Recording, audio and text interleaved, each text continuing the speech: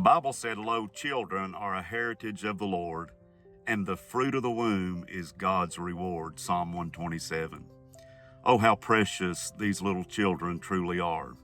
You know, I cannot put into words the love that I have for my own children and my 3-year-old grandson.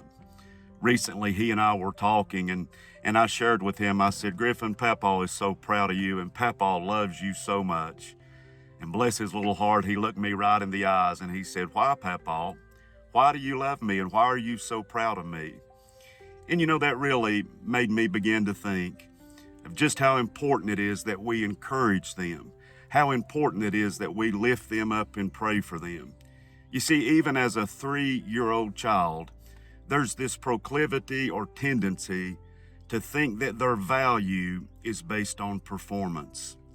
And really, if you think about it, even though the differences may be subtle, there's a difference in praise and encouragement.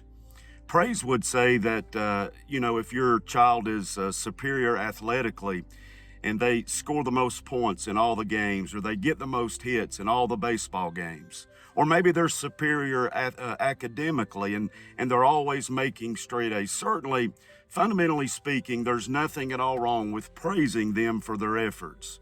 But if all we do is praise them and never encourage them, there's a real danger associated with that.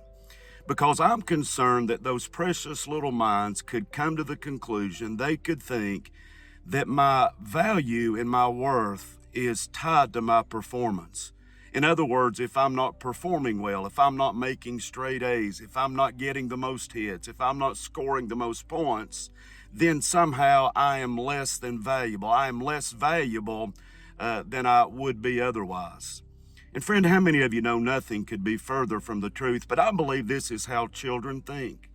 And so we should try to encourage them. There needs to be a balance of praise and encouragement. And so what I'm saying is this. Suppose for a moment that they don't score the most points in a game. Or maybe they don't even make the team. Maybe they strike out every time they step up to the plate. Or maybe they make all B's or all C's on their progress report instead of all A's. You see, we could speak encouragement to them. We could say that I know you gave your best. I know that you tried very hard. You studied. We could say, I know that you worked on your game. You were out there practicing, and I saw that. And I want you to know that I'm proud of you.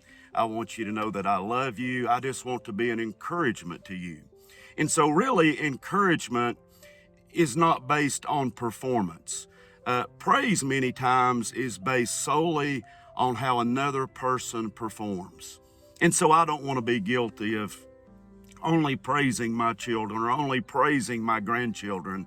I want to be an encouragement to them. I want to let them know that I'm proud of them and that I love them minus their performance. I don't love them just because of what they do. No, I love them because of who they are.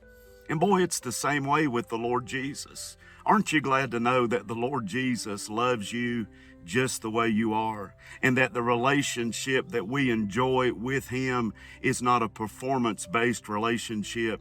I like what Max Lucado once said. Lucado said, "The Lord Jesus loves you just like you are, but He loves you so much that He refuses to keep you just like you are." That's where the process of sanctification comes into play, to where we are shaped and molded into the image of the Lord Jesus Christ through Bible study and prayer and fellowship with like-minded believers. We're made more like Him each and every day when we yield our lives to Him. But I want to be an encouragement. I want to be an encouragement to my children, to my grandchildren. I want to be an encouragement to you. I remember once hearing Adrian Rogers make this statement. He said, "Most people don't die from swollen heads. Most people die with a broken heart." And you know, I believe that to be the truth. People need encouragement today. I believe in this day, maybe more than ever, we need to be a blessing and an encouragement one to another. So let's commit to that this year. Instead of looking for things that our children are doing wrong, I'm sure there's a fair amount of those for all of us and our grandchildren. How about let's focus on the things that they're doing well, the things that they're doing right, And let's encourage them in those things and let them know that their value, again, is not based on what they do. It's not based on how they perform. No, their value is based strictly on who they are. Remind them that they are fearfully and wonderfully made. Good day, and God bless you is my prayer.